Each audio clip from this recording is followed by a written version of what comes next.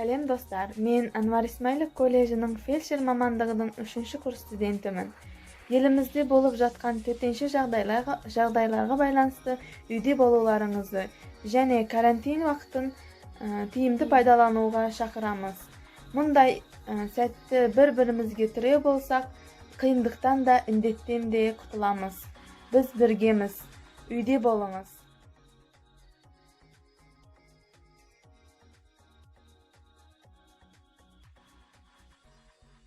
Саламатсыздар ма? Менің қызым Мұрзатай Жанна, Анвар Исмайлов атындағы кәсіптік колледждің фельдшер мамандығының 3-ші курс студенті.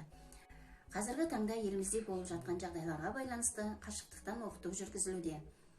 Қашықтықтан оқытуда ешқандай қиындықтар мен мәселелер туындап жатқан жоқ.